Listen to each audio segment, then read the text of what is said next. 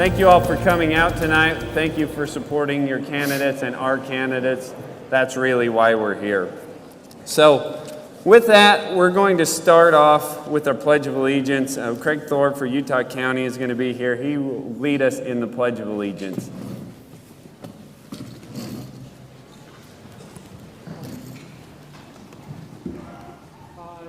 I pledge allegiance to the flag of the United States of America and to the republic for which it stands, one nation under God, indivisible, with liberty and justice for all. Thank you very much. Ladies and gentlemen, once again, thank you for joining us tonight. Before I bring the candidates out on the stage, I'm going to go through a couple of the rules here just so we're all clear tonight on what the rules are and what the ground rules that have been set are for this debate.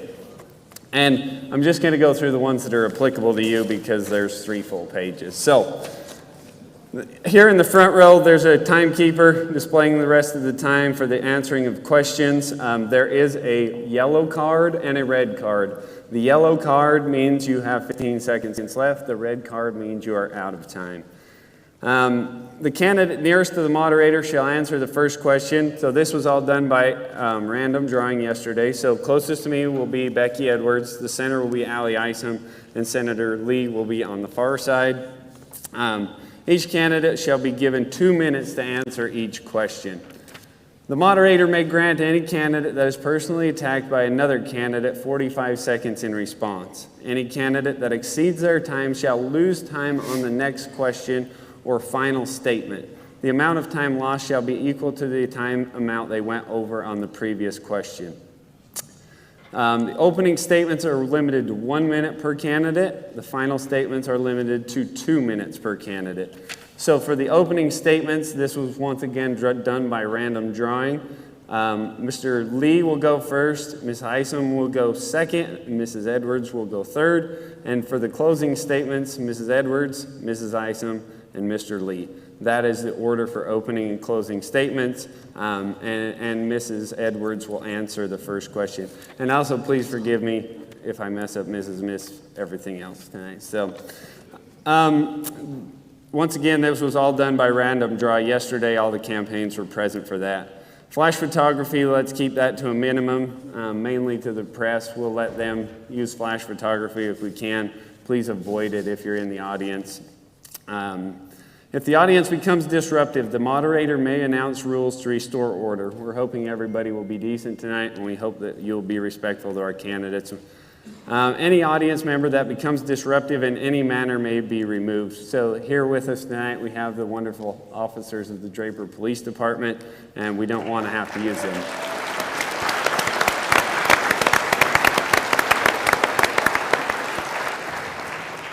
All audience members agree to be respectful and not to disrupt the debate.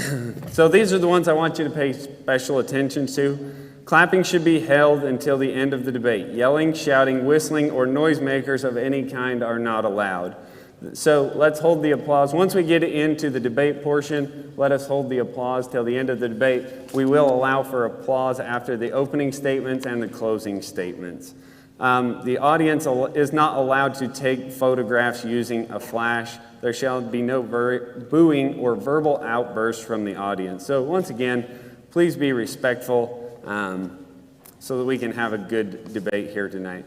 So in order of people on the stage, I hope everybody backstage is ready here. We're going to bring them out in order as they were drawn. So Miss Edwards will be here. Mrs. Edwards will be here. Mrs. Isom in the center, and Mr. Lee on the far side.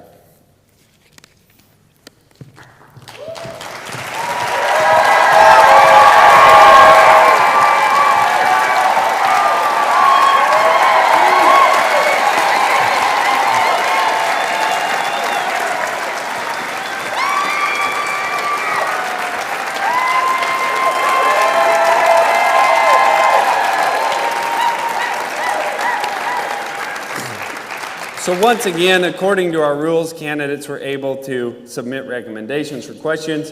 The rest of the questions, they have all been curated by myself and members of my leadership team and of our rules committee, which created the rules for this debate. So with that, I just want to make some opening statements of my own. Many question the reason behind the party's pushback against the debates. This is a partisan thing. We are Republicans, and we want to make sure that we give our candidates the best opportunity that they have to showcase themselves before an election, and we feel that that should be done in the way that the Republican Party nominates our own candidates. So we thank all of these candidates once again for giving us their faith and giving us their trust to be able to put on a free and fair debate. So let's jump right into it. So for question number 1, so Ms. Edwards, you will answer this one first. We will then rotate order. Mrs. Isom will be next. Oh, yes, opening statements first. That's on my list. So we'll go with opening statements, then we'll go to the first question. So we'll start first, I got to look at my list, with Mr. Lee, then to Mrs. Isom, and then Becky Edwards. Thank you. And thank you to the Utah Republican Party and to the City of Draper for hosting this event. Thanks to all of you for being here. I also want to introduce my wife, Sharon, and our daughter, Eliza, who's here with us, along with a whole lot of siblings and members of our immediate and extended family. Then again, I'm from Utah. My ancestors had a lot of kids, so I'm probably related to about half of you. You know, the federal government has become too big and too expensive because it's doing too many things that it wasn't intended to do. I've learned a thing or two about how to unravel it, and I'd love the chance to continue doing so in Washington. When my first ancestors who came to Utah arrived in this valley about 175 years ago, it wasn't much to look at, but they came here searching for religious freedom. They found it here. They just wanted to live out their lives, enjoying the blessings and finding happiness in freedom. That's why I focus on the Constitution, because we're the party of the Constitution and of freedom, and I'd appreciate your vote. Thank you.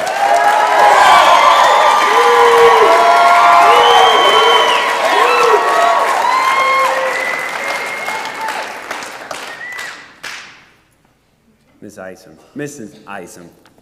Thank you. At the cafe in Enterprise, 6-year-old Jakers licked the ketchup off his fries. His mom wants to raise him right. Mr. Lee refused to help small towns like Enterprise. When I was in Raspberry Days at the rodeo, I helped the Westons hang banners. They tell me they need drought relief. Mr. Lee voted against it. Woodland Hills evacuated when wildfires threatened. Mr. Lee fought the funds to fight those fires. And local officials, they tell me they don't bother meeting with him. They say, I don't need a lecture, I need a letter of support. You've stayed too long in Washington when you forget who sent you there. When you can't pass bills, when people refuse to work with you. I'm Allie Isom. I'm a Utah Reagan classic conservative. I'm a business and community leader, and I get things done because I fight for the right things.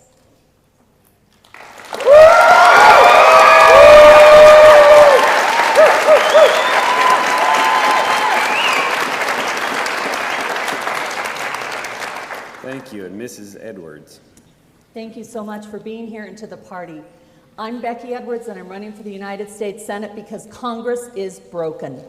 Utahns are tired of leaders with no vision and no results. Utahns deserve and expect elected leaders representing this state who are more than focused on personal gain, cronyism, and DC politics. There is a better way.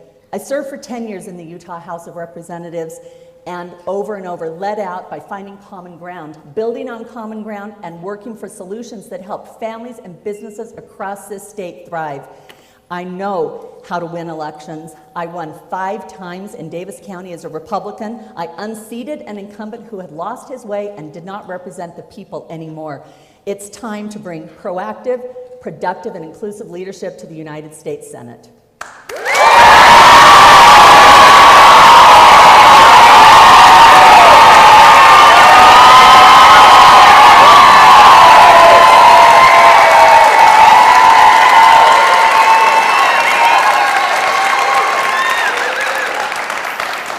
Thank you all for that.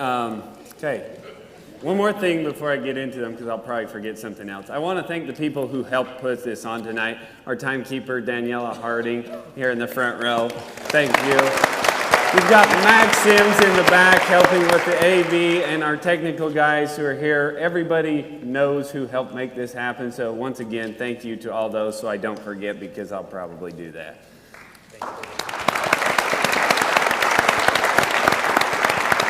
We'd also like to thank Craig Thorne, who led us in the Pledge of Allegiance, for providing the flags for our backdrop. That was good of him to bring those tonight, and it's a wonderful addition to our auditorium this evening.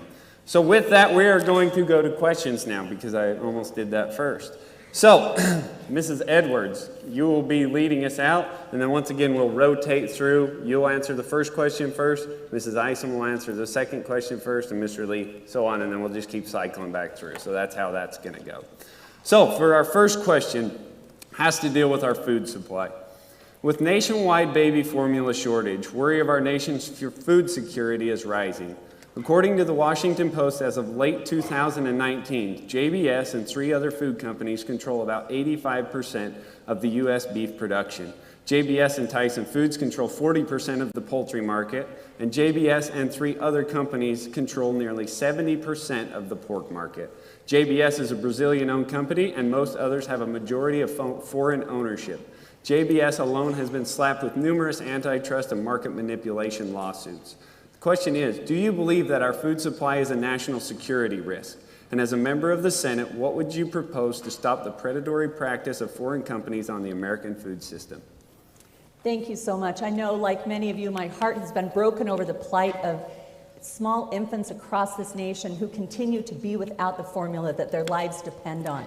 It's bigger than that, though, and as Chairman Jorgensen mentioned, food security is incredibly important in this nation. It's important here in Utah, and not just for the families that go back 4 generations here who grow our crops, our farmers and ranchers who actually provide the food that we depend on so much. The monopolies that were mentioned there, JBS and others who do have predatory practices, are squeezing out generational farmers and ranchers across this state who are literally the lifeblood of our state. We need to do everything we can to support agriculture and ranchers, especially at a time when we're in the middle of a once-in-a-century drought. As we look at water optimization opportunities for our farmers and ranchers, as well as the efforts that we as regular citizens can make, we can address the challenges that can help them actually continue to grow and thrive the very crops that we need. As we're looking at what it means to have national security, top of that list has to be food security, because we do not want to find ourselves in a situation like we see with Ukraine and Russia right now, where those supplies are being cut off, and the people of Ukraine and the people of Western Europe are going to be feeling those effects for a long time. We cannot be held to the dictates of monopolistic tendencies and evil leaders around the world. We need to support our industries, support the way of life that has been so important across this state for generations, and we can do this together. Thank you. Thank you.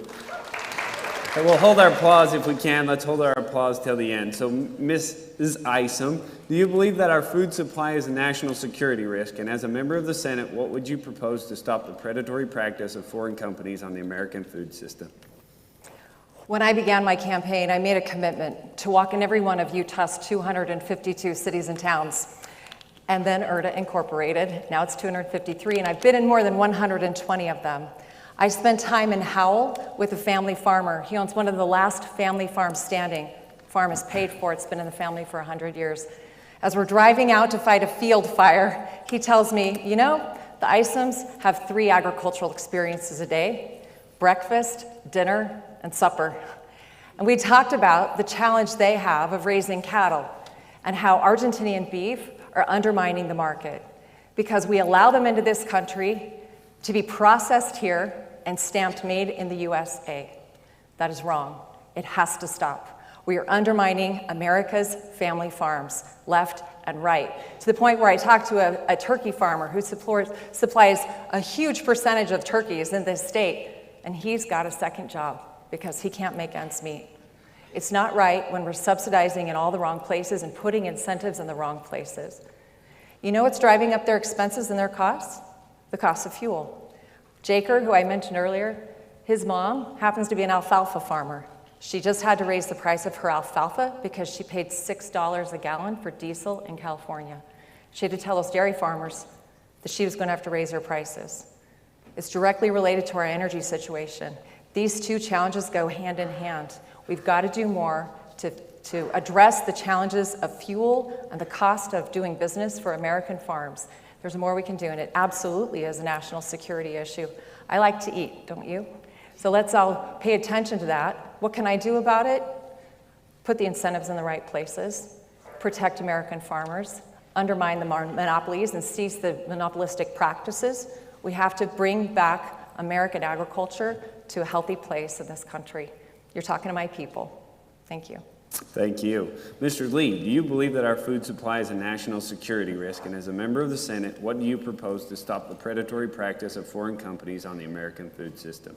Yes, absolutely. Threats to our food supply is absolutely something that presents a threat to our national security. There's good news and bad news here. The good news is that we have no natural reason to see a food supply shortage in this country. We've got amazing farmland, we've got amazing farmers, we've got outstanding producers.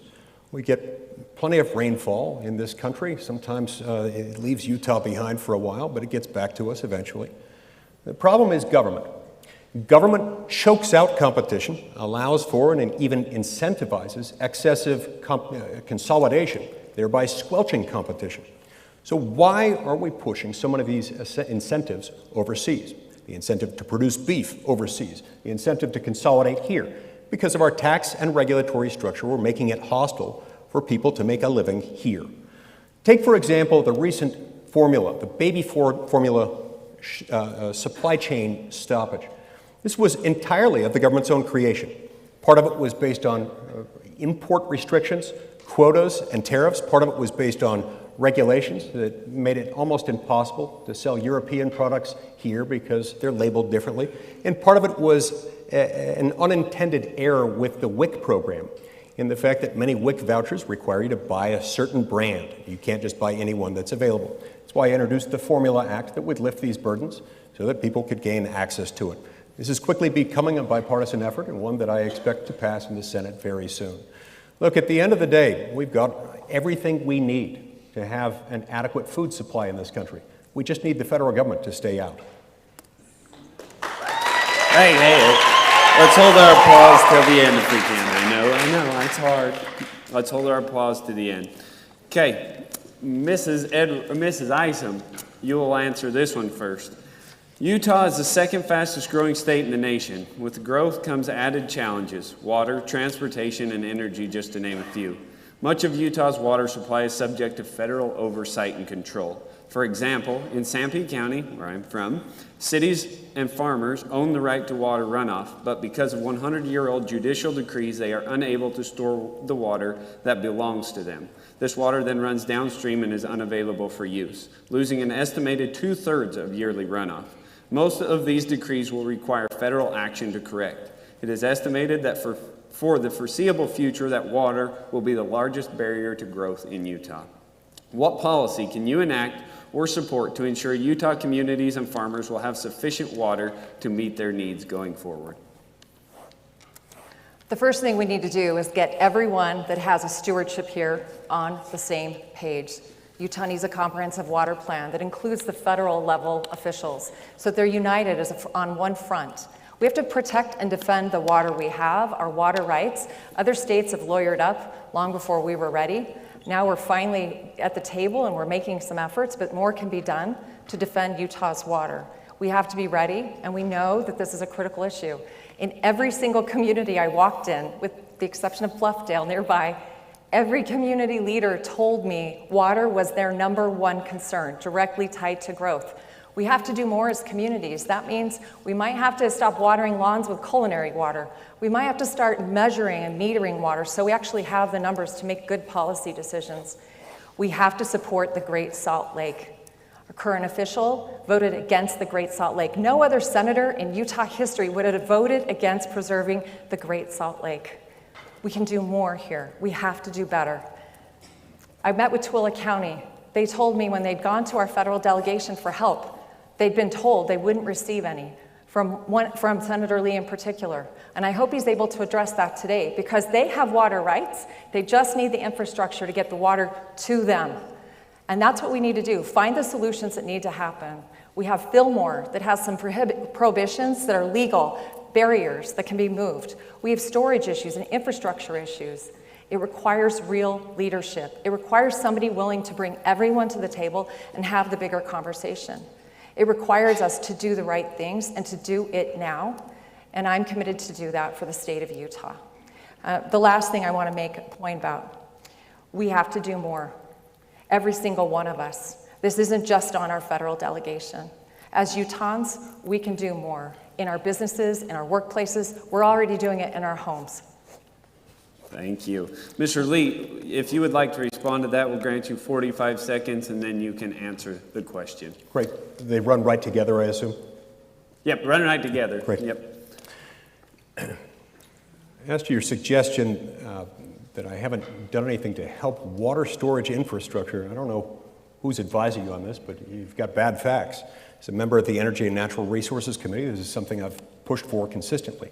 We live in a cold, dry, mountainous desert, and we have a lot of federal public land in our state. Those two things coupled together mean that we need water storage infrastructure projects very often being placed on federal land. That presents added challenges because you've got to get the federal government willing to pay for it, and you've also got to get through all of the red tape, the NEPA process, the certifications that go along with that. And so that's why I've moved aggressively to have these things moved forward. And like I say, I don't know who's advising you on this, but you've gotten bad advice. As far as the fact that I've voted against the Great Salt Lake, I didn't realize that was possible to vote against the Great Salt Lake. I have no idea what you're referring to there. With regard to the underlying question, to the extent we can identify areas where we need water storage infrastructure, we've got to push them. We've identified a number of those in our state. Things like the Lake Powell Pipeline project are essential to the growth of many parts of the state. We've got other projects like that in different parts of the state that desperately need water so that we can keep up with growth and supply the needs for residents, farmers, and ranchers alike. In order to do that, we'll have to have these projects. Sadly, it can take sometimes not just 5 or 10, but 15 or 20 years in order to complete the process under NEPA. Now look, under the National Environmental Policy Act, you have to undertake an environmental review before undertaking one of these projects on federal land.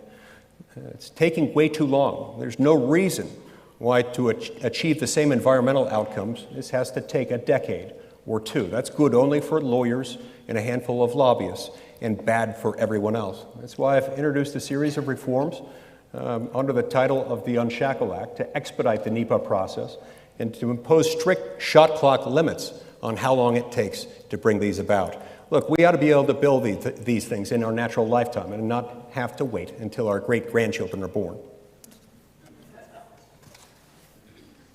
Thank you. Mrs. Edwards, what policy can you enact or support to ensure that Utah communities and farmers will have sufficient water to meet their needs going forward? Thank you. I know that just like you, water is life. Water is literally the lifeblood of this state and of all the western states. We know a couple of things right off the bat. We need to invest in water infrastructure. I've been really pleased to see the common sense bipartisan efforts around infrastructure that have helped the Beaver County hydroelectric plant up Beaver Canyon replace, hopefully they're anticipating this, replace their 80-year-old hydroelectric turbine in that plant. And the people up in Daggett County looking for an opportunity to line their canals up there that will allow them to continue to water their crops clear till the end of August when it's harvest time. This infrastructure package that was passed in a bipartisan way was tremendous help to counties and communities around our state. Second, water optimization projects are really going to be critical here. And for our communities to be able to take advantage of those grants that are available, federal grants, and especially farmers and ranchers that we've mentioned so many times already this evening. In addition to that, as someone here in Utah, as Utahns rather, that depend on the Colorado River for so much of our water. We need to be able to have conversations with our adjacent states who also depend on the Colorado River. The upper basin states and lower basin states, what this means is we have to be able to have conversations with Democrats from other states, work to get things done in a bipartisan way to make sure that we access all of the resources we need and that the other states also have the resources that they deserve and need. And we need to make sure that we have someone who is able to do that. And in addition, making sure that we have an ability as federal officials to work with our local, state, and other efforts that are being done right now in really innovative ways in the state of Utah. I've been excited to see that, and I look forward to working on this on the federal level as well. Thank you. All right, Mr. Lee, this one is for you first.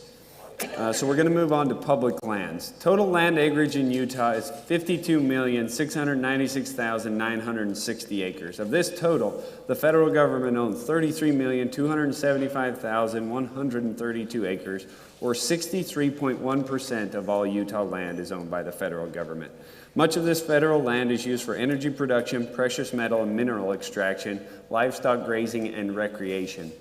What policies should be enacted from the federal level to help lessen the price at the pump and assure energy independence and a strong economy in the Mountain West and in Utah? Yeah. Great question. Thanks for asking it. Yeah, you're right. Most of our land in Utah is owned by the federal government. The number's even higher than that if you throw in all the land that's under the control of the federal government. It's upwards of 67%. What that means is that it's harder for us to fund everything in Utah, from our school systems to police services, to search and rescue, fire stations. Everything gets harder to fund as a result of that. And as you allude to, it also makes it harder for us to produce energy that we desperately need, because we've got a whole lot of energy found on our federal public lands. Some of the best oil and gas reserves in the country are found right here in Utah, especially with what's happening elsewhere in the world, with the President of the United States, Joe Biden, going to foreign leaders, cap in hand, going to OPEC, Saudi Arabia, with him looking toward countries controlled by despotic dictators like Venezuela. When we've got these resources right here at home, it's a disgrace. So first thing I think we need to do with regard to federal public lands is that we need to pass legislation that I've introduced called the Moore-Pilt Act. The Moore-Pilt Act would require the federal government to pay an actual tax equivalent to what the government would have to pay in property taxes were it not a non-government owner of that land. The reason for that is our communities have been starved for cash for too long. They're not able to get by. They're responsible for maintaining services for that land, but they can't tax it. That's not fair. It would also help incentivize an equalization of federal land ownership. When you look at federal land across the country, in every state east of the Mississippi, the federal government owns less than 15% of the land. Usually it's in the low single digits. In every state to the west of Colorado, it's more than 15%. In our state, it's 2/3. That is wrong. We'd be wealthier, we'd be more prosperous, we would be more free and more able to fill up a tank of gas in our car without going broke if we did that one thing. Thank you. Mrs. Edwards, what policies should be enacted from the federal level to help lessen the price at the pump and support energy independence and a strong economy in the Mountain West and in Utah? Thank you. This question actually brings up two incredibly important issues. Number one, public lands. How did we get here? And the second thing is energy independence and why that should matter to us. Let me address first public lands. We have some of the most beautiful, amazing, pristine land here in our state. It's a gift to the United States, a gift to the people of Utah. But here's what has happened is because Congress is so ineffective, it's left a leadership vacuum that the executive branch has stepped right into over and over and has continued to have this ping-pong approach with designation and then pulling it back and then redesignating public lands to the tune of hundreds of millions of acres. It's leaving communities across this state behind. They're uncertain about their future, and it's wrong. It's the wrong way to address public lands. There is a way for us to address conservation of these beautiful lands and make sure that we have access for sportsmen, hunters, and fishers, people who have been involved in these activities with their families for generations. You know, I think about the people that I know who go to the elk hunt every year, to elk camp, and how important that is to their way of life. We need to make sure that those people continue to have access of those lands. Now, specifically, what can we do? We can look at an exception to the Antiquities Act, like what happened in Wyoming. That would allow us to preserve more of our lands and to conserve those for use here in our state. Second thing we can do is we can require an approval of our federal delegation before any additional lands are designated as public lands. Let me talk for a minute about energy independence and why that matters. It's an incredibly important part of our national security, and we have some of the cleanest, most efficient product on the natural gas and oil out in the Uinta Basin that we've seen. In addition to supporting that, we need to have strategic investments around renewables like we see in Beaver County and other places in this state. Thank you. Mrs. Isom, what policies should be enacted from the federal level to help lessen the price at the pump and support energy independence and a strong economy in the Mountain West and in Utah? I don't know about you, but I am sick and tired of career politicians who will say anything to get reelected. I am sick and tired of career politicians who will sponsor bills with catchy titles that make for great cable TV, but never get them across the finish line. What I want to see here is action. What you won't see from me, I wouldn't have voted against PILT reauthorization. I would not vote against rural Utah. I would not vote against the Great America Outdoors Act. I would not vote against the Emery County Lands Bill, a crucial bill for rural Utah that brought many partners together and addressed a public lands issue. I would not vote against the Navajo Water Settlement Agreement. These issues are crucial to rural Utah, crucial for public lands. Energy is really a matter of supply and demand, and we have to allow for the market to solve it, to resolve it, and government has to be incredibly careful about adjusting the dials too far. So often, when government turns the dials too far, it does it the wrong way, and we pay the price, like a third round of stimulus money. When it comes to energy, the administration right now is using rural Utah as pawns in this game, in this scheme. The far right and the far left keep arguing over what's right, and they're using the American taxpayer and the American consumer for their own entertainment and purposes of, you know, the entertainment that we see in politics these days is pure theater. And I'm tired of the theater. I know over Memorial Day, we all paid way too much for gas.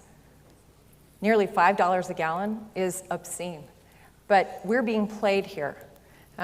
Bureaucracy needs term limits as well, because we've got to expedite the permitting of the development right now in natural gas and oil. This country has oil reserves, and we should not just be energy independent. This country should be a global energy leader. Thank you. Okay, on to number 5. Well, it's actually not number 5, but so now we are back to Mrs. Edwards again. The Biden administration, once again, this question is about public lands. The Biden administration has spoken highly of the plan they refer to as the 30 by 30 initiative, which is that 30% of the United States land and waters will be placed in conservation by 2030. While nearly 2/3 of the state is owned by the federal government, this would destroy the Utah economy and further increase our dependence on foreign countries for food and energy.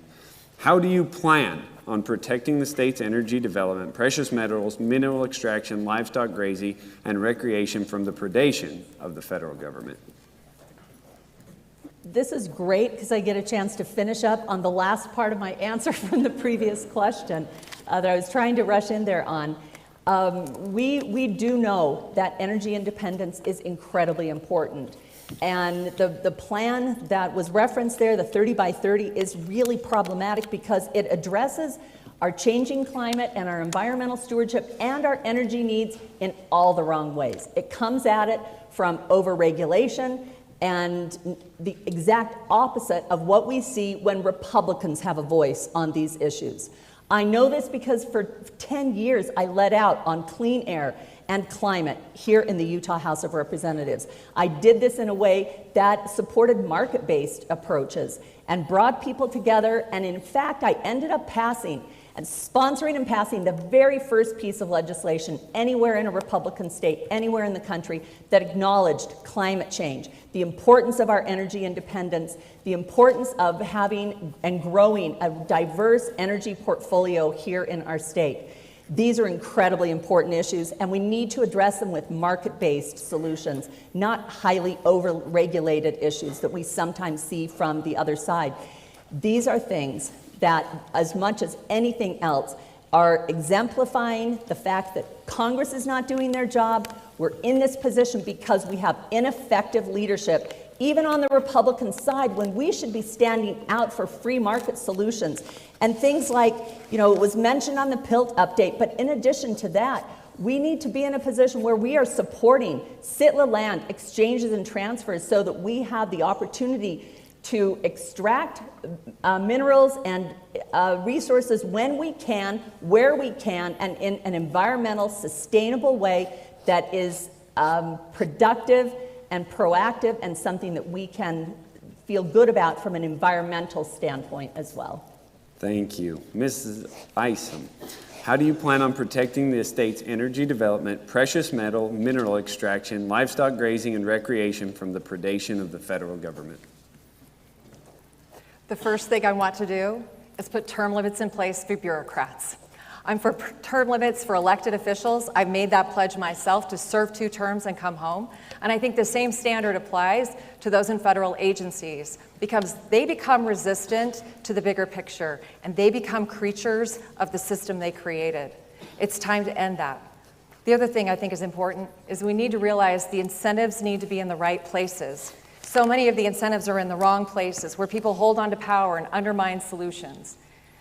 Supporting SITLA is a great place to start. It is a good solution in terms of the state, and I want to call out and salute our efforts on that front in the state of Utah. We have tremendous leadership there. But where we're failing, I've sat in county commissioner's office after county commissioner's office, and I've heard tale after tale of how they feel abandoned and alone in this battle, that they need a voice in Washington, D.C. that speaks for them. And this is why I'm calling for a new kind of leadership, a kind of leadership that's based on principles and that really listens. Because the locals who tell me they don't see enough of either of our senators on occasion, they want to see more of them. They want to see more of them. They want to see action. They want to see collaboration. They want an opportunity to talk, to find answers. And those folks deserve a partnership. They're the ones on the front line. And they're afraid to come forward and say too much. And I'm not going to use names out of respect for their confidences, but it's enormously disappointing to me when they're looking for answers, and they're looking for support, and they're not getting it. The last thing I want to say is there's an opportunity here with the Conservative Climate Caucus. The House has modeled a great solution. I'd like to see the Senate pursue the same thing, and not just for the sake of appearances and cable TV, but to get things done. Thank you. Mr. Lee, how do you plan on protecting the state's energy development, precious metal and mineral extraction, livestock grazing, and recreation from the predation of the federal government? You mentioned the 30 by 30 plan a minute ago. When I first heard about that, I had all sorts of questions. 30% of what by 2030? If you want 30% of our land in some sort of protected, environmentally protected status by then, it's important to remember that essentially all federal land is already in a degree of environmentally protected status. Therefore, by one measure, 30 by 30 might be a bargain for Utah if they actually meant this. Meaning, if we only had to have 30% of our land instead of 67% of our land under the control of the federal government, yeah, we'd be much more able to produce energy, to mine, to farm, to ranch, and do everything else that we need to do. We have to remember that wealth isn't just created. Government can't create it. It doesn't come just out of the ether. All wealth has to ultimately either be mined out of the earth, grown out of the soil, or manufactured. Government can't do any of those things. It can just take away from other activities that do those things and reallocate those resources. So we have to be very careful when using the blunt force instrument of government to claim to be able to do this. So in that respect, the 30 by 30 plan, and I know that their plan is to put it in some sort of wilderness designation where you can't do anything on the land except walk onto it as if it were a sand trap with a rake and walk off with it with a rake, and you can't do anything in the process. This will make us poorer. When you go to the pump and you're seeing that you're paying almost $5 a gallon, think about the fact that, Joe Biden did that to us. He did that through bad energy policy. When you go to the grocery store and you're paying excessive prices for everything from bread to milk to eggs, Joe Biden did this through excessive spending and excessive government regulation. When we go and pursue these radical leftist policies, these are things that impoverish real, hard-working Utahns, and I won't have it. Thank you. Okay, hold it till the end. Hold it till the end. Okay, next question. We'll start with Mrs. Isom. In a Deseret News Hinckley Institute poll in 2001, 41% of Utah voters thought there was widespread voter fraud. There have been much discussion about election integrity and electoral challenges, including private text messages between Mr. Lee and Mark Meadows.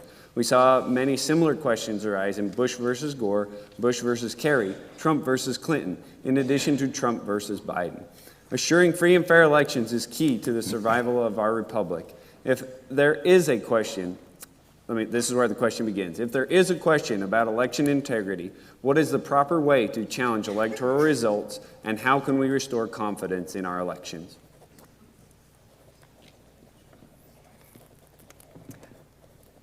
I really welcome the opportunity to address this question because as I've met with Utahns statewide, across the political spectrum, so many of us feel unseen and unheard and undervalued, and we care about our country deeply. We want to make sure our voices are heard, that our votes matter. And the notion that the playing field would be uneven or that somebody would have a different system or set of rules isn't right. We all believe in fairness and equality. Everyone wants a secure, free, and fair election.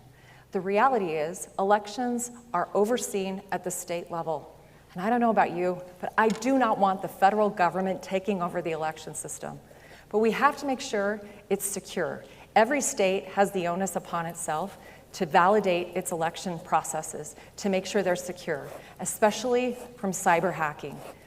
Many of us think the front in Ukraine is on the ground, but let's not forget there's a front right now, right here on the web. And we have to be paying attention to its threat to our democracy as well. So I want reassurance. How do we make sure from a federal level? We ask for evidence. We ask for data. I want hard data. And it's not inappropriate for the federal government to ask for an audit every single election. That's how we find out where systems break down. That's how we ensure good outcomes. The voice of the American people matters. Every person in this nation deserves to be heard, no matter what their opinion is, no matter what their political persuasion is. And this is one of those instances where I think states do a pretty good job of managing the system, but we have not held them accountable. So let's hold them accountable. Thank you. Mr. Lee, if there is any question about election integrity, what is the proper way to challenge electoral results, and how can we restore confidence in our elections? I completely agree elections are to be handled by the states, administered by state officials. When we look at voter fraud and allegations there, we have to remember that in any election, any significant election, you have to assume there's some potential for fraud or at least attempted fraud. The best we can do is to have states that will innovate within their own sphere and enact legislation that they'll renew, ideally every couple of years, to stay a step or two ahead of where potential fraud should be. I would love to see it if more states would move toward making people produce a voter ID, an ID before they vote. You've got to do that before you get on a plane. Please Why not BK. before you vote? Hey. We also very much need to come to terms with how we handle mail-in balloting. Mail-in balloting was different in 2020 than it ever had been anywhere. Unlike Utah, a lot of states had never had much experience with it. Other states had had some experience, but loosened their signature verification and their fraud detection and prevention efforts. And that's why there were real concerns about this. You brought up the 2020 election and the text messages. I want to explain what Congress's role is in a presidential election. It's limited. It's narrow. The states appoint electors. Those electors cast electoral votes. Those electoral votes determine the outcome of the presidential election. Congress has only one job, and it's to receive those votes, open the envelopes in which they're submitted, and count them. Open and count. That's the whole game. So there were rumors following the 2020 presidential election, even following the moment when the electors met and submitted their electoral votes, that there were multiple states thinking about correcting alleged errors in their own state's electoral count that was causing them to consider withdrawing their electoral votes and submitting new ones. I made calls to investigate the accuracy of these claims. The claims were false. On that basis, I voted to certify the election. Thank you. Mrs. Edwards. Thank you. Do you want me to reread the question, or are you good? No, I'm good. Thanks. On Memorial Day, my husband and I had the opportunity to be at a Memorial Day event in Bluffdale at the city cemetery there, and we met the Bluffdale city royalty. These were 5 young women who were so excited about one thing. You know what that was? Voting. The only girl who was still 17 was turning 18 actually on election day in November, and she could not have been more excited about that she was going to be able to vote and cast her voice in the process that is one of the foundational institutions here in our country, safe and secure elections. What we know, some foundational things, is we want to make sure that we have safe and secure elections that are also open and available for every eligible legal voter, and that we have transparency and accountability in that process. I think when we saw in the 2020 election, our former president cast doubt on a system that is so foundational to our country a full 18 months before the election even began, and started to cast that doubt in people, plant those seeds of doubt, and continue that up until the election and for months afterwards. That was deeply concerning to me. And in addition, I was very, very concerned when I saw the hyper-partisanship that was perpetrated for personal gain by some who engaged in activities that we still have questions about today, about timeline and activities and intent. This should not have been answered us 2 solid years later. We deserve better. We deserve more accountability and transparency in our process, of which we do it better than anywhere else in the nation here in Utah, with internal audits and external audits. But we need to make sure that we have constant eyes on this, on our local elections and our federal elections as well. Thank you. Please quiet down. Quiet, please. Quiet, please. Thank you. Okay. Okay. Now I've lost my train of thought. Does everybody go on this question? I just need to make sure. Yeah. Has everybody got a chance to? Okay. Making sure I was right. Okay. On to the next one. Finance. In a recent article written in Tech Startup, since January of 2020, the U.S. has printed nearly 80% of all U.S. dollars in existence. At the start of 2020, there was a $4.01 trillion in circulation. January 4th, 2021, that number had increased to $6.7 trillion. By October of 2021, that number climbed to $20.08 trillion in circulation. This has led to a 41-year high and an inflation rate of 8.5%. How do we begin to curb inflation, and what can be done as a senator to slow the printing of money that we do not have? Mr. Lee. Inflation isn't just an academic concern. It affects every one of us every day. I see families across Utah struggling to make ends meet, realizing that if they just go to the store and buy a dozen eggs, a gallon of milk, a couple loaves of bread, they could be into this $20 before they know it. They feel it again when they go to the gas pump. They feel it in everything they do. In fact, we've measured this. I had my team gather data, and we've estimated that the average Utah family is having to spend on their monthly household expenses an additional $751 a month, every month, as compared to the beginning of last year. Now, this is recurring. This comes back every month. 30 days is a short period of time, and it reemerges every time, demanding to be paid. Who do you have to thank for this? The federal government. The same government that chose to print all that money, the same government that chose to inflate our currency by printing that money. That is what happens. You know, inflation is defined as what happens when you have too many dollars chasing too few goods. It's the natural, foreseeable, predictable, understood result of just printing money. When we live in an era in which Congress doesn't operate under a balanced budget and has resisted efforts to pass a balanced budget amendment, and thus far hasn't passed my balanced budget amendment, which is the leading Republican proposal that would fix the problem. Congress just spends as if it were free, as if it were drawing from a limitless well that had no impact. But inflation's real, and we are its victims, every one of us. So how do we stop it? We need more people willing, boldly, courageously, to get elected to represent Utah and Washington and just say no. Thank you. Quiet down. Please, none. Okay, Ms. Edwards, how do we begin to curb inflation, and what can be done as a senator to slow the printing of money that we simply do not have? I couldn't agree more that the problem lies with the federal government. Let's make sure we're clear on who the federal government is. It's Congress. They're not doing their job. It's not okay. Okay, please maintain Congress decorum. to continue to kick the can down the road. I know it's hard to balance a budget, and you do too on a personal level. I'm talking about as an elected official, though. I actually did that 10 times when I served in the Utah House. I know it's hard. In the United States Senate and Congress, we have not passed a balanced budget since 1998.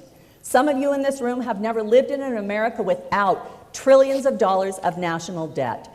That is impacting our ability, how we live, how we spend our money, and it can be better. So let's not just attack the federal government as though we have no control over that. We do. And when we talk about a balanced budget amendment, I appreciate that. And I know that for many people has been a focus of theirs for, let's say, 12 years, for example. And yet, we sit here still with ineffective leadership on that issue. That puts us in a place right now where we are no better off than we were 12 years ago when we talk about the federal deficit and the budget. So we want to make sure Congress has to take this seriously to curb spending. And like I say, I know it's hard. It requires fiscal discipline. But of all the duties of Congress, the power of the purse is uniquely theirs. When they do not do that job, they are not working for us. We need people who are willing to work for us day in, day out, build coalitions, work together, and do the hard work on behalf of the people of this country. Mr. Lee, would you like 45 seconds to respond to that? Right. Would you like 45 seconds to respond to that? Yeah, thank you. Let's be... The 12, ladies and gentlemen, the 12 years comment was pretty direct. Look, let's be clear about something. Many members of Congress view it as their job, view it as Congress's job to pass more spending bills. The more the better, the more lucrative the better. And one of the ways they do this is they attach very popular features and features that no member of Congress wants to be seen as voting against, lest they be deemed as demonic, unsympathetic people. And so they attach them as if on a Christmas tree, one ornament right after the other. And by doing that, they incentivize a lot of people to vote for them. It's a bad process. It's one that leads us to being $31 trillion in debt. That's how we got there. So yeah, we do need more members of Congress who, in addition to proposing and passing balanced budget amendments, will also vote against spending that's excessive. Thank you. Mrs. Isom, how do we begin to curb inflation, and what can be done as a senator to slow the printing of money we simply do not have? This nation has unfortunately and tragically squandered the prosperity that we enjoyed for the last 12 years. We have some really tough calls to make right now, and I believe the process could have been changed if it were the problem in the past 12 years.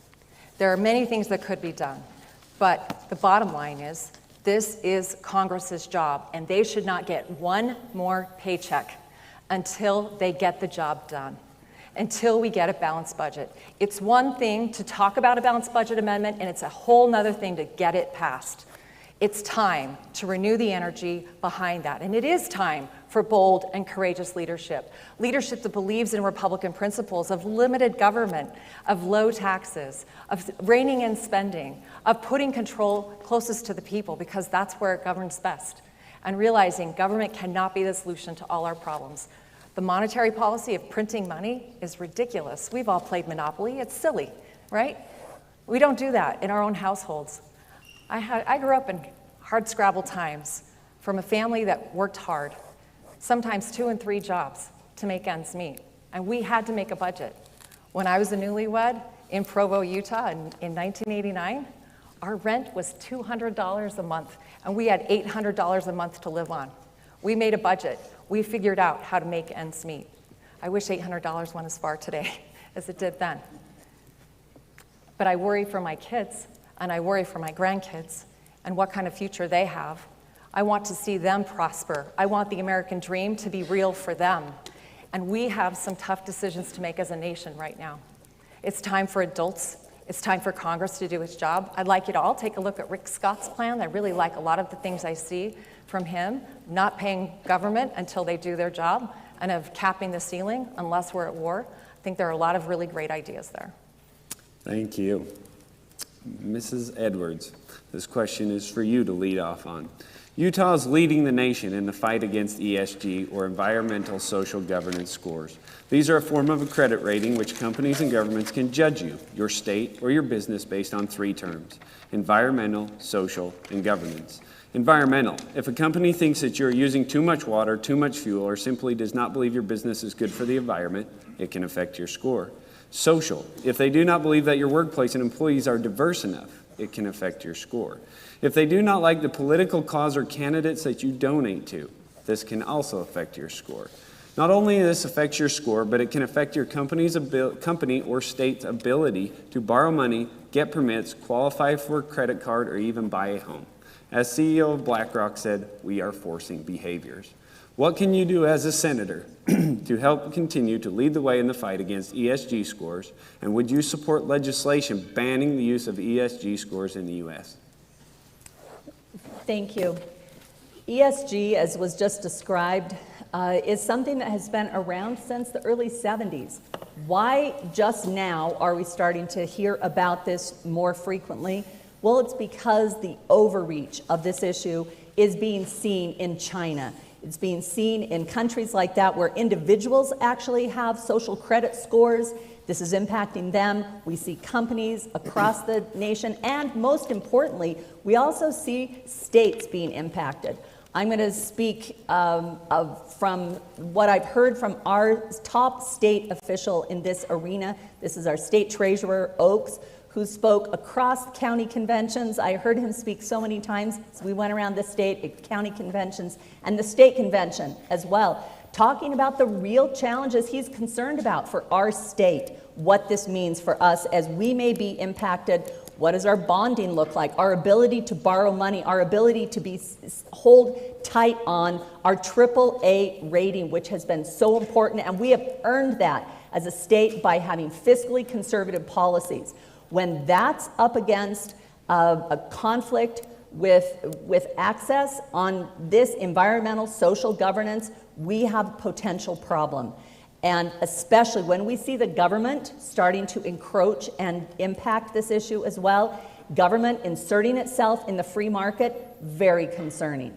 So while I am deeply supportive of some of these issues, as some of you may be as well, is this the right way? Is this a blunt instrument, as has been mentioned? Is this the best way for us to address this? I think not. We can do better. We can have these conversations, and we can, when we see on ESG scores where we have a company, an oil and gas company in China, have a better score than our own companies in the United States, that's where we have a problem. We cannot let market forces be impacted by government and by outside groups perpetrating these kinds of social agendas. It's not the right place to have those conversations. Time. Thank you.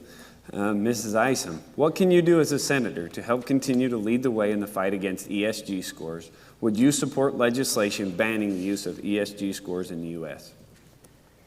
As a business executive, I understand the need to have standards. I understand the value of social good. I understand the need to promote the wellness and well-being of our world and the well-being of its people. I understand all of that. But a great idea has just gone a little too far. And when we overstep and it starts to impact state governments, local governments, and individuals, a good idea has gone bad.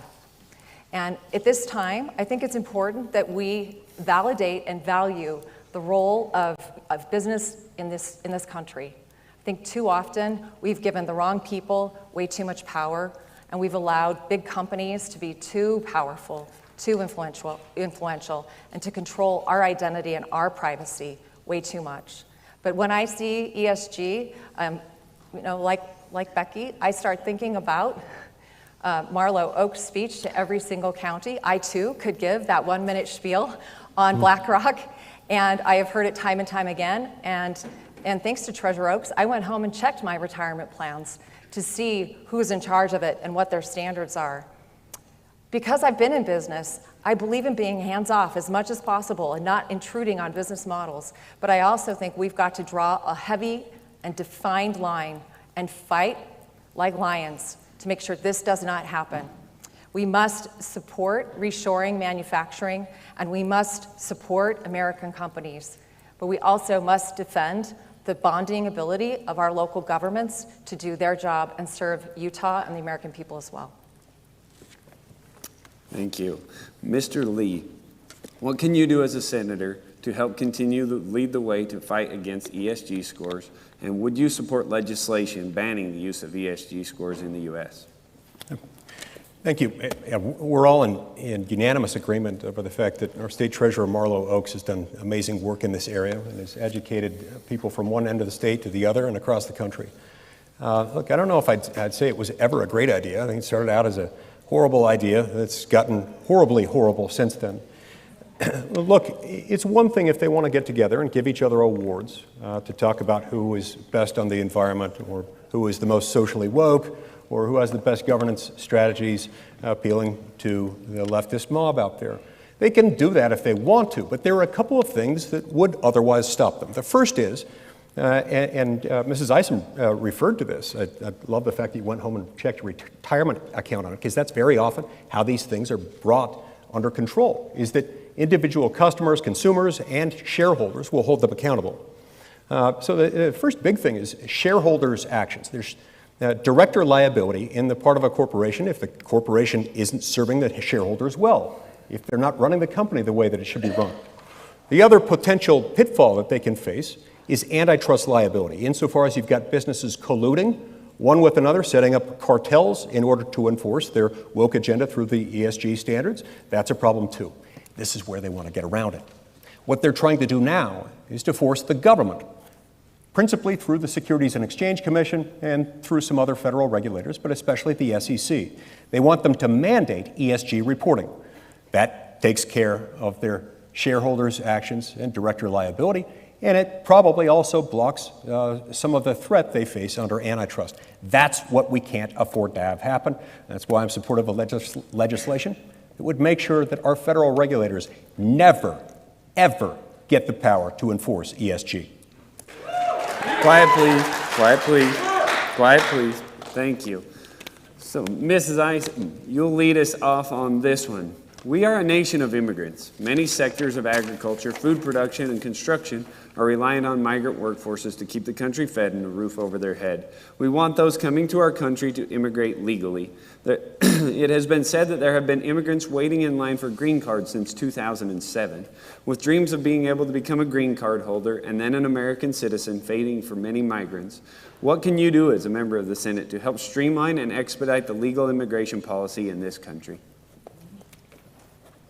This question feels a little personal because right now, Ally for Utah Isom campaign headquarters smells like borscht. We're running the campaign out of my home. And we have a dear family, and they're our family, from Ukraine living with us as they pursue asylum. And never has the immigration system been front and center in my life until now. And it is a mess. It's a hot mess. And it takes too long, months between hearings. The first thing we have to do is secure the border. We are not a safe nation unless we have secure borders. And the money needs to be spent to put physical obstacles in place, to put surveillance in place, and to sufficiently man the border, or woman the border. Number two, we need to bring people out of the shadows. We need to make it possible for them to be here, to work legally, to work fairly, and to pay into the system. They should be paying taxes and paying their fair share. Number three, we need to have an expedited road to citizenship for those who've been here. There needs to be a clear way. This process is enormously complicated. You can't even link family applications together. You have to fill out the same bulk of paperwork over and over and over again. And we speak the language and have degrees, and it's complicated for us.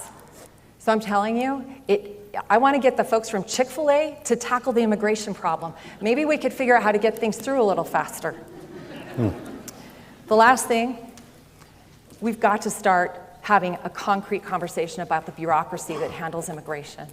We've got to have a conversation about process improvement. We've got to have a hard conversation about who's actually in charge of this, because both sides are politicizing this for gain. And in the meantime, there's a hot mess at the border. We thought it was bad in the last administration. It's horrid now. Let's do something now. Thank you. Mr. Lee, with dream of becoming a green card holder and then an American citizen fading for many migrants, what can you do as a member of the Senate to help streamline and expedite the legal immigration policy in this country? We're a nation of immigrants. We always have been. I hope we always will be. Nearly all of us are either immigrants ourselves or the descendants of people who immigrated to this country. We've got to make sure that in order to be the country that welcomes immigrants for future generations to come, that they come through the front door and not the back door. We've made the front door very difficult, and in countless circumstances, like the one you described, we've made legal immigration taxing. It's even worse with regard to some. If you're looking for an employment-based immigrant visa, and you come from certain heavily populated countries, let's say India, for example, you'll be on a waiting list, not just since 2007, you'll be on a waiting list for between 75 and 90 years. In other words, you'll never get it. It's because of a racist artifact in our immigration code that's never been weeded out. Been working for a decade to get rid of that. It's been sweat, blood, and tears as part of a bipartisan effort. Took all sorts of arrows from the left and the right on that. We finally got it passed through the Senate last Congress, and then the Democrat-controlled House blocked it at the end of the day. It's just one example of how our legal immigration system problem is broken. What's doubly unfair is when we make it nearly impossible for people to immigrate legally, and then we have an administration led by President Biden who essentially says, let's throw the gates open, let's have open borders, come on in. We'll let you claim asylum, and you won't really have to answer any questions. You'll be told at the border, come back when we call you for an immigration hearing that may take a very long time to get there. Look, we can bring about meaningful reform, but it gets harder and harder to bring about these reforms, and I know because I've tried. Every time we have an open borders president, it gets tougher. So if we want to fix our legal immigration system, we've got to make sure that our border is secure. President Biden has made that impossible. It's hurting the poorest of the poor and America's middle class in the process, and it has to end. Thank you. Mrs. Edwards, with the dream of being able to become a green card holder and then an American citizen fading for many migrants, what can you do as a member of the Senate to help streamline and expedite the legal immigration policy in this country? I appreciate the comments about the disastrous policies supported by President Biden, including a removal of Title 42. I understand the challenges that we see right now in Congress when this continues to be one of the most egregious examples of an ineffective Congress that continues to kick the can down the road year after year and decade after decade. leaving the people who are trying to get into this country legally at a very, very vulnerable place where they are being preyed upon. We have human trafficking like we have never seen before, and the rates of the challenges that people trying to come into this country legally are appalling. It's not okay, though, to continue to say that this is the problem of one party. I agree. President Biden's approach here is disastrous. When we pair that, though, with the ineffective and absent Republican leaders on this issue, we face exactly what we're facing right now. And the reality is that if we continue to elect the same people, we're going to be sitting here in 6 years and we will have the very same conversations. We'll be talking about disastrous Democratic proposals. We'll be talking about, yeah, let's have safe and secure border. Let's maintain the human integrity of the people going through the process. And let's make sure that we have an expedited pathway for legal immigration. All of those are things I think all of us in this room could agree upon. The problem is not us. The problem is not the fact that we agree on this. The problem continues to be Congress that will not do its job. It's leaving the people of this country behind. It's leaving Utah's economy behind, because we do have job sectors and industries, entire industries, ag, tourism and hospitality and others that need help in this arena, and it is not okay to continue pointing fingers. Let's ask pointed questions and do the work. Thank you. All right, Mr. Lee, you're going to lead us off on this one. In the month of March, there were 210,000 migrant arrests at the southern border. With once again record number of illegal border crossings being documented, drugs like fentanyl are continuing to pour into our country. If Republicans take back the House and Senate, do you support the funding and completion of the wall? Why or why not? And then with a follow-up question, what should a strong border policy look like in your view? Yeah. Emphatically, yes, I support the completion of the wall. I say that as someone who has spent 2 years living along the U.S. southern border with Mexico, where I lived, worked among, and served those, the poorest of the poor, recent immigrants, most of them, who lived along the border. You know, there's a narrative spun by the media that's deceptive and dangerous. And that narrative is that anyone who is an immigrant necessarily wants open borders. I can tell you, no one is more adversely and immediately affected than a recent immigrant family living along our Mexican border by open borders immigration policy. Uncontrolled waves of illegal immigration most immediately threatened the jobs, the neighborhood security, the schools, and the children of these immigrants. They're fearful of it. We do have to have control over it. And as far as what does that look like, yeah, we need a wall, but in addition to that, we also need a president. And I am going to assign blame here. Because, yeah, it's a political issue on both sides. But we do have one party, currently led by President Joe Biden, who has manipulated the law, has refused to enforce the law, and has modified the way that we approach our asylum procedures so as to create an invitation to just come on in. Now, this is very, very good for a small handful of people. If you're a Mexican drug cartel, you're making out like a bandit, which of course you are. But along the way, there are lots of victims.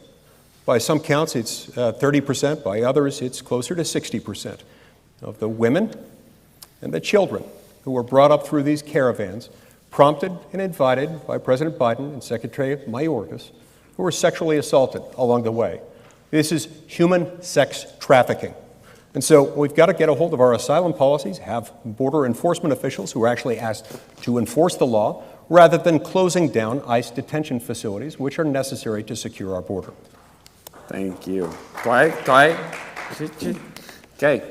Mrs. Edwards, if Republicans take back the House and Senate, do you support the funding and completion of the wall? Why or why not? And then what should a strong border policy look like in your view? Thank you. I've been disappointed to see that during those 2 years when Republicans controlled the presidency and both houses of Congress, we saw, in effect, very, very little work on this issue. Again, Congress not doing their job. What I'd like to see is a safe and secure border. So absolutely, I will listen to all of the experts here. If that means finishing the wall, we absolutely will invest in that, and we will do it, in addition to whatever it takes to have those safe and secure borders. As I mentioned before, maintaining the human dignity of people going through the process and creating an expedited path for legal immigration, including supports around additional immigration judges, frontline visa workers across this nation who can actually do the work to do the very thing that we know we want. Listen, none of us want to see fentanyl and crime running rampant in our small towns across this state, but guess what? It is. It's happening right here. And it's in no small part because of Congress being ineffective at doing their job. I do hold them accountable for this, and I think you should too. What we know is that there is crime, there is human trafficking, there is a drug cartel. All of that is absolutely true.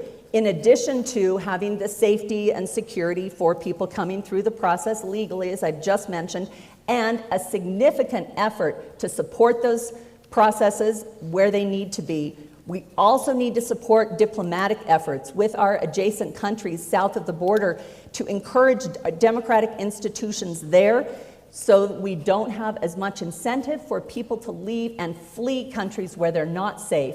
So that is something that has to be paired with our other efforts around immigration. Thank you. Mrs. Isom, if Republicans take back the House and the Senate, do you support funding and completion of construction on the wall? Why or why not? And what should a strong border policy look like in your view?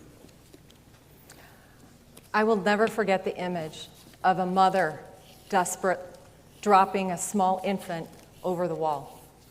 I cannot imagine being so desperate for a different life and a better way. I cannot imagine walking through the desert, not knowing where you're going or where you'll end up and what will be there when you arrive. My heart is with these folks that are looking for a better way. We have to address what's bringing them here in the first place and support democracy around the world in meaningful ways, not just with lip service, but we need to help those governments that will allow us to help them get people back, keep people home, give them stability. There's something here. They're coming here because we have something very special here. And I fear we take it for granted too often. And I see this in my home every day as our Ukrainian family calls home, not just to check on folks and see how their day is, but to make sure they're still breathing.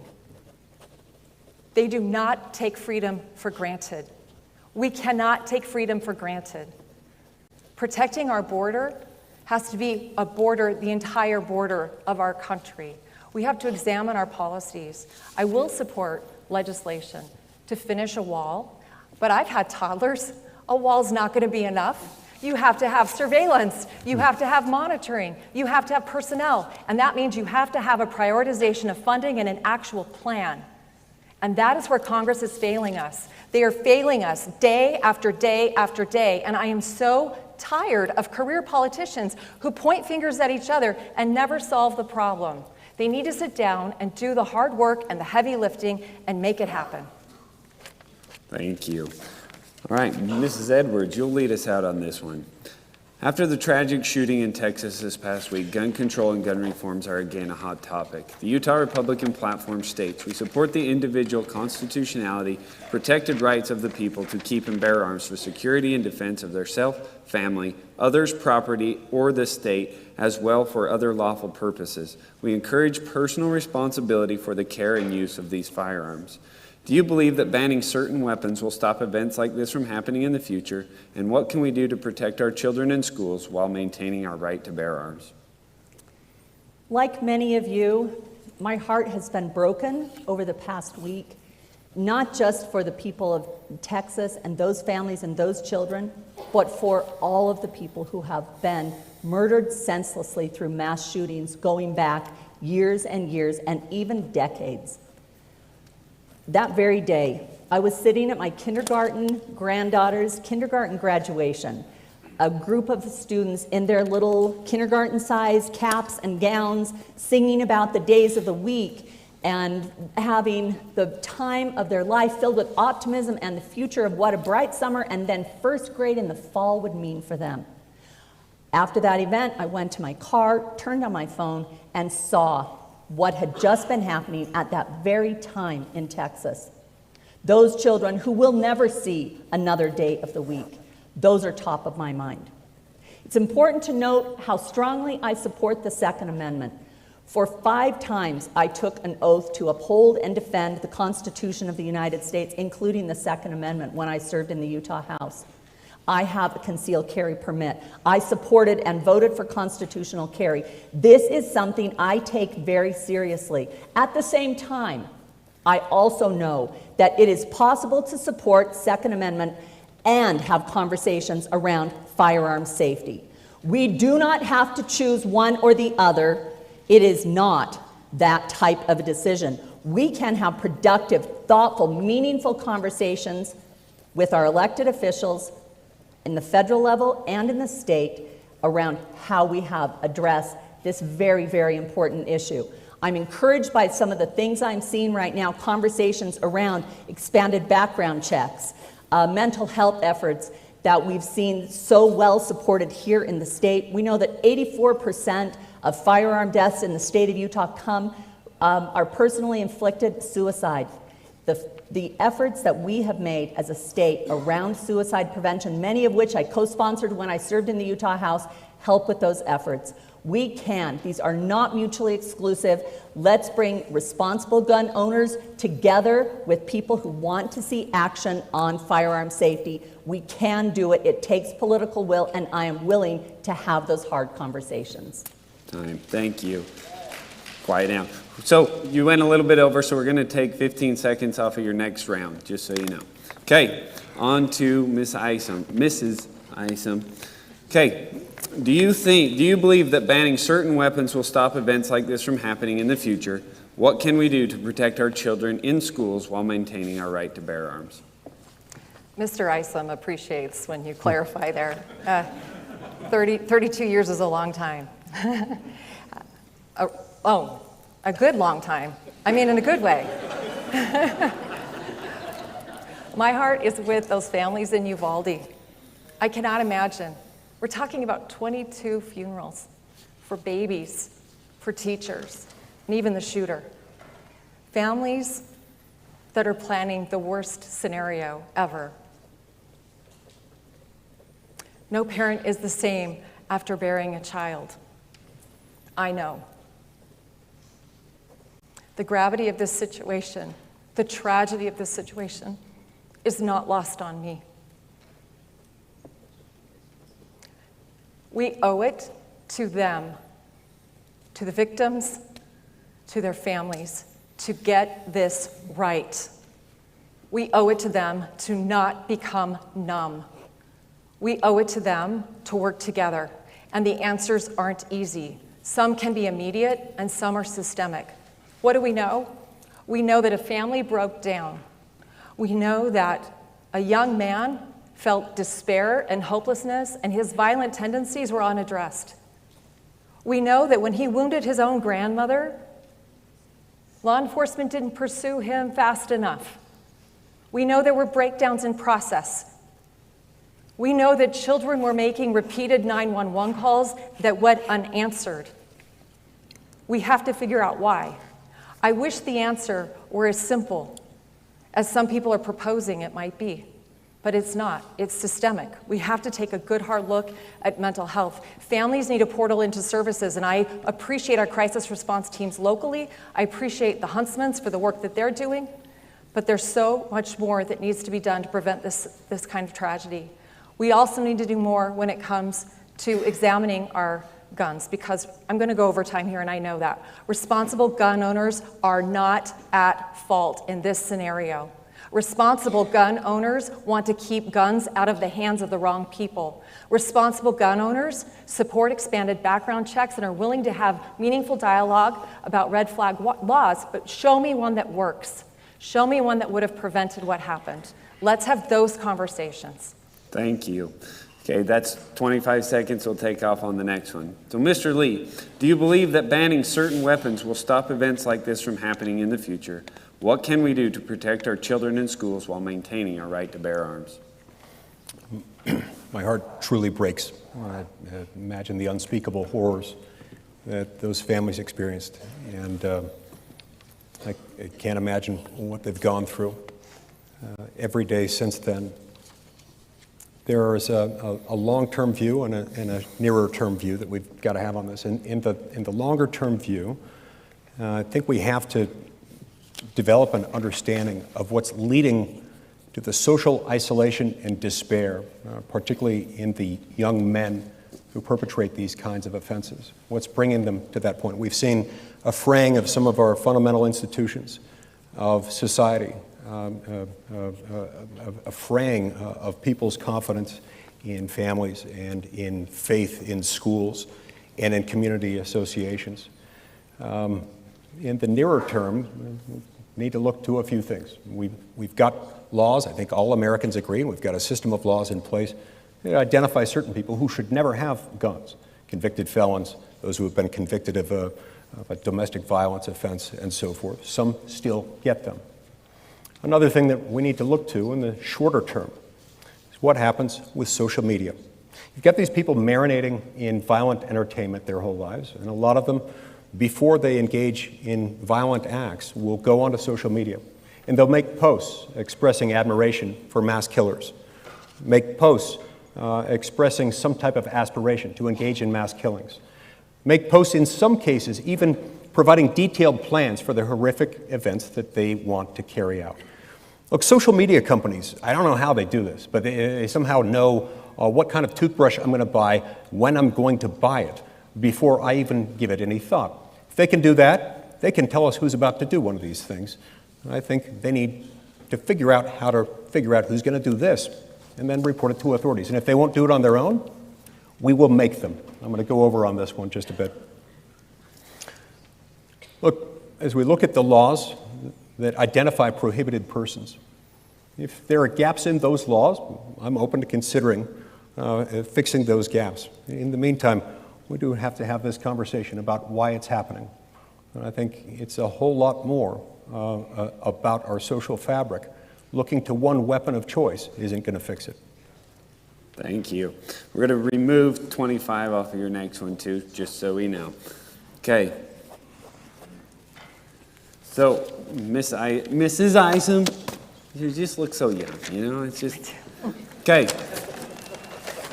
Roe v. Wade. With the leaked release of a Supreme Court opinion, Roe v. Wade is once again brought to the forefront of national politics. With the Supreme Court getting ready to issue the opinion on the Mississippi abortion case and the recent vote taken in the Senate, would you support federal legislation creating the same right to an abortion as Roe v. Wade? Minus 25. Just so you know, Ms. Isom, you're up first. Okay. I'm a mother of 4 and a grandmother of 5. My third pregnancy, I gave birth to a 1 pound 5 ounce preemie. I'd been sent home at 7 weeks and 9 weeks to miscarry. And to me, that was a baby, and I fought to keep him alive. He's now a 25-year-old college graduate, and I see the potential in every human. I care about life. I'm for life. And this is a very complex situation, a very complex subject for me and for every woman, which is exactly why we need women in the U.S. Senate weighing in on this decision that affects us every day. Reproductive health matters, and women matter. We bring something to the table that's unique. I'm not just for life, I'm for consent. I'm against violence. I'm for family planning and for improvements in the way we talk about sexual education with our children. We've got to do all we can to prevent unwanted pregnancy in the first place. Thank you. And we'll go to Mr. Lee, who's missing 25 seconds as well. I'm emphatically, unapologetically pro-life. We're talking here not about undifferentiated cells. We're talking about babies. We should support them. It's one of the most important functions of government, is to protect life, liberty, and property, chiefly life. 49 years ago, the Supreme Court of the United States arrogated to itself, authority that it did not have and lacks to this day. The authority to tell governments everywhere, state, federal, and local, that they may not protect babies if they're in the womb. This was wrong, not just morally, but it was fundamentally wrong constitutionally. There's nothing in the Constitution that gives this power to federal judges, nothing in the Constitution that prohibits governments from protecting unborn human life.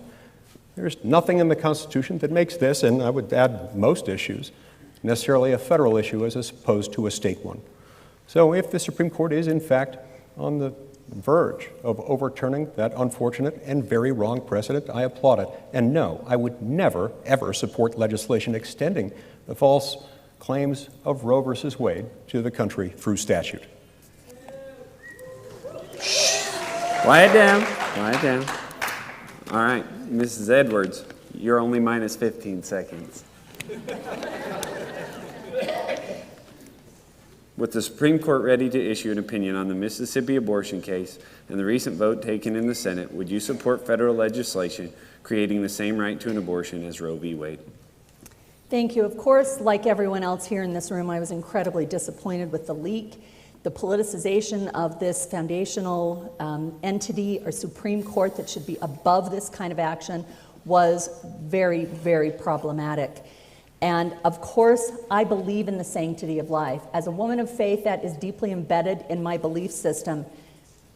Let me also share, as a trauma social worker sitting in the emergency room with women who have experienced trauma, abuse, pregnancy loss through miscarriage or IVF loss, I've been in those rooms where those women have been having those heartbreaking, heart-wrenching conversations with their faith leaders, their family members, and their medical professionals, and considering their care. It's for women like that and so many other young girls who have experienced rape, women with disabilities who have experienced being taken advantage of for their entire lives on repeat. It's for those individual circumstances that my heart goes out, and I understand that we have to have conversations that are thoughtful, productive, and meaningful on this issue. I have long felt that because of those women and the unique circumstances that at this time I have not seen a need to revisit Roe v. Wade. I have not seen a compelling reason to do that. And it is for that reason that I support states if this is overturned. I support states in their efforts to support women's health, including mental health, across the spectrum of a woman's life. Support children in their life and prevention around birth control and family planning. All of those are part of this conversation, but we have to be thoughtful, we have to be nuanced, and we can protect life and also take into consideration these heartbreaking, rocky road situations that face so many women in our lives and in our communities. Thank you. Didn't answer the question. Quiet down. Hey, enough. Okay, we are on to the last question in here. We're running up on our 90-minute debate time, which was set. Mr. Lee, you'll answer this one first. In 2021, the U.S. had a $355 billion trade deficit to China. The United States imported about 8.47 million barrels per day. Many Utahns ascribe to an America First agenda. What does America First mean to you? And would you say that we should always put American interests above all others? Yes, of course. I mean, we are the United States of America. U.S. representatives, U.S. senators, U.S. presidents should always be looking out first and foremost for the needs of our country, of our people. It's not that others aren't deserving, it's that that's our job to do. We're supposed to look out for Americans first and foremost. Now, very often, things that are good for us will also be good for other people. That's why I support efforts to make sure that we have trade without undue interference with the federal government, to make sure that we have a regulatory system that promotes rather than discourages this. But yeah, this is a real problem. When we look at the fact that we went from being an energy producer, a net energy exporter, to a country that now has a president going to dangerous foreign leaders, cap in hand, asking them for more oil, you have to ask the question, why? Whose interests are they promoting? Whose interests are they protecting? Are they really that concerned about going along with some international protocol negotiated in Paris or Kyoto or somewhere else that they're willing to stick it to people at the pump in Peoria and Provo? I don't think that's a good idea. So yes, America should be first. The way to put America first is to follow the Constitution. If you follow the Constitution, you'll make America first, because that's how it works in this country. Thank you. Thank you, Mr. Lee. Mrs. Edwards, in 2021, the U.S., I won't read that whole part, sorry.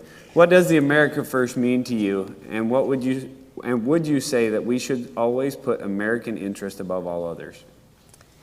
You know, when I think about what this issue means, really boots on the ground across the state of Utah, I think about the dozens and dozens of people I've spoken with who are in our tech community.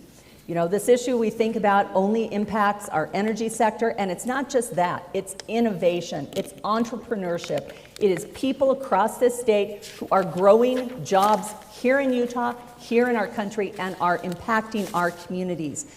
It's people in the biotech and life science industry, and it is other people who are really using the innovative spirit that we depend on so much to have grown our economy, and is helping people attract, it's helping Utah attract and retain employees and companies to come into this country and to our state.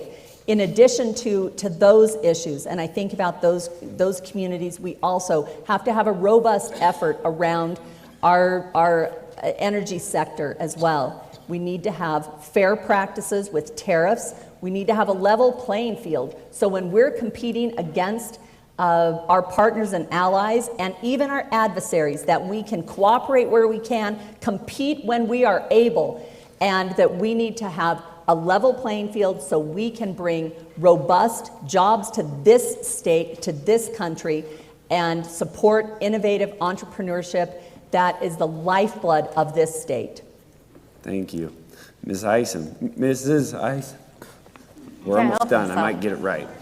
What does America First mean to you? What would you say that we should always put American interests above all others? As Utah's next senator, I will absolutely put America first. And not just in word, but also in deed. The pandemic that we just all withstood revealed a lot of vulnerabilities for our country. Vulnerabilities in supply chain, vulnerabilities in our energy, vulnerabilities in our economy. I said earlier, I fear we've squandered our prosperity. It's really time to get our house in order, to make the hard decisions, to have the courage to say the things that need to be said and do the things that need to be done, which is why I committed to serve 2 terms and come home. Because career politicians will say one thing in an election year and do something very different in Washington, D.C. We need leadership, not more politicians. We need people who understand the United States Constitution is the framework for freedom in this country. People who prioritize manufacturing. I'd like to see it reshored, and I will do all I can to support American manufacturing. The other thing we need to do is bring biotech and all of its inputs back to the country. We're incredibly vulnerable on that front especially, and I've seen it on the front lines as a tech executive in biotech and nanotech. It is not acceptable for us to have to get our supplies from other nations, to be so vulnerable. We also need to stop making deals with the bad guys, as we've talked about when it comes to oil and our need for energy supplies.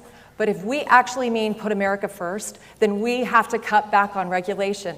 And in the Herbert administration, it's one of the very first things we did in this state. As I worked as a senior leader in the Herbert team, as his deputy chief of staff and communications director, we had prioritized regulation cutbacks. We reduced more than 400 regulations or eliminated more than 400 regulations in this state. The federal government needs to do the very same thing. And it's up to our elected officials to hold them accountable, to make sure that those leaders feel responsible to reduce regulation, because regulation stifles innovation and investment and hurts America. Thank you. All right, ladies and gentlemen, we have come to the conclusion of our debate this evening. And so closing statements, once again, were drawn in a random order. We will lead off with Mrs. Edwards, Mrs. Isom, and then our Mr. Lee. Let us remind you that these final statements are limited to 2 minutes, and you are allowed to clap after these final statements. So let's start with Mrs. Edwards. You know, it's not lost on me that we are meeting in a junior high auditorium here. These issues that we're talking about, things like water, public lands, inflation, immigration, guns, these are things that impact us, absolutely. But you know who we really are thinking about tonight? It's the kids who are going to be sitting here next fall, who are going to show up in this very auditorium day one, ready for a new school year. It's for the future of this state that we are having this discussion. It's why you're here, it's why I'm here. And at the end of the day, this election is so much more than the answers that we've given in the past 90 minutes. It's in a pattern of effective leadership on your behalf and on behalf of the future of this state. What I've seen as I've been around the state talking to farmers, ranchers, students in many cases, people in the tech community, everyday Utahns, is people are tired. They're tired of elected officials who do not represent them, do not get things done. I've heard from so many people who say, it's not enough to say no. I want to know what comes next. What's next after no? What is your solution and what is your ability to get something done? Can you bring people together for solutions? Can you align people with your vision? And over, with all due respect to our good Senator Lee, I am seeing a lack on that front, and it is not okay. I know that things can be better. For 10 years, I served in the Utah House in a way that did this very thing that we need more of. Bringing people together, working for actual solutions, doing the long-term hard work of working for the people of this country. It's why I'm in this race, is to bring productive, proactive, and inclusive leadership on behalf of the state of Utah and the United States Senate. Thank you for your attention tonight, and I would appreciate your vote.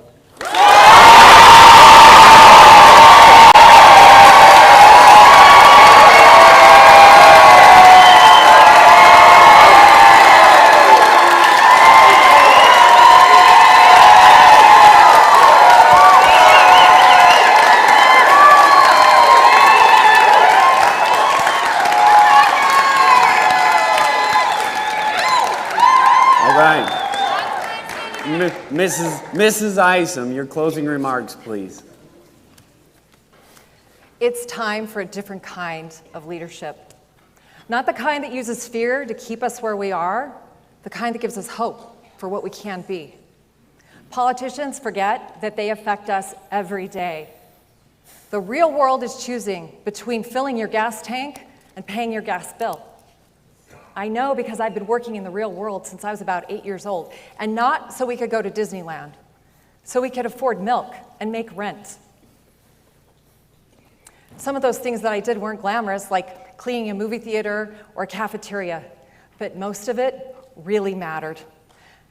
It mattered to my 4 kids and my 5 grandkids, to Utah school children, to Utah seniors and LGBTQ people. It mattered to Utah's water and land. I've worked really hard on some of Utah's thorniest challenges to produce real results with our top leaders in government, religion, business, and tech. We all know the Utah way. It's working together. It's building relationships and trust. It's not voting against your state every week for 12 years. Let me tell you what I'm for. I am for Hill Air Force Base and veterans. I am for Utah businesses, Utah's hardworking families. I am for energy. I am for hardening the grid. I am for a balanced budget amendment, and I'm for term limits for real. I am for Utah. I'm a classic Utah Reagan conservative. I might be a bit of a policy nerd. I'm a business and community leader, and I believe in America, in freedom and free enterprise. Utah, choose a different kind of leader. Let's get this country back on track. I'm Isom, and together, we're going to get the right things done. Thank you for your time tonight. I'd appreciate your support and vote. God bless this state and this nation, our United States of America.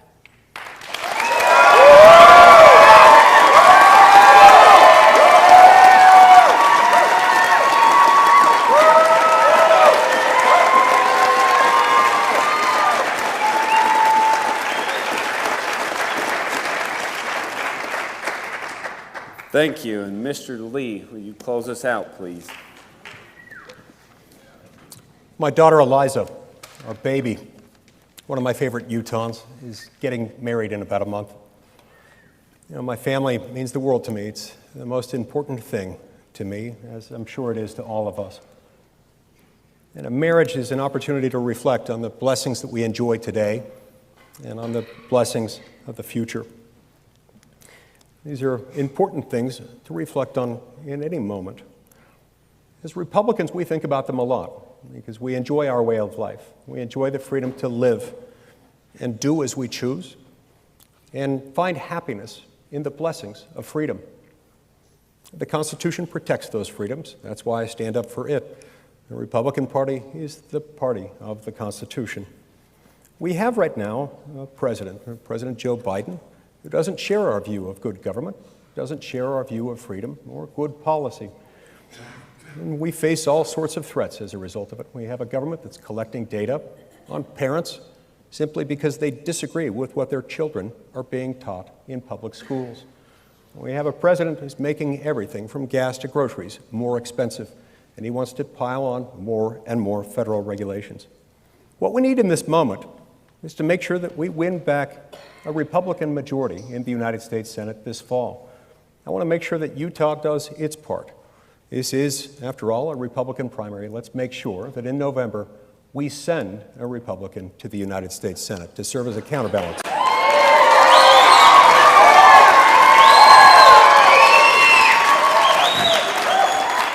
I always want to make sure that we help those in need. I love it when Utahns call for help.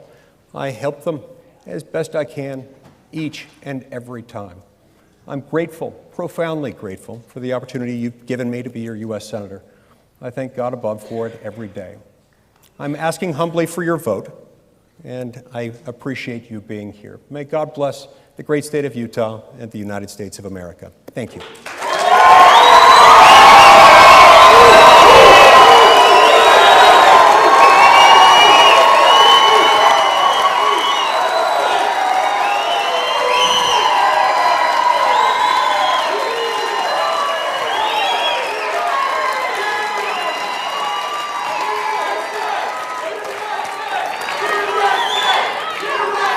Ladies and gentlemen, we have come to the conclusion, and as always, I get the last word, ask my wife. I want to thank you all for being here. You've been a great audience tonight. Thank you for being supportive of your candidates. This is, once again, a Republican primary. We hope that all of you will support our Republican nominee, no matter whom it is, and we hope that this coming November, that we will continue to keep Utah red, and that we will continue to send a Republican to the United States Senate. Thank you all for coming, and have a great night.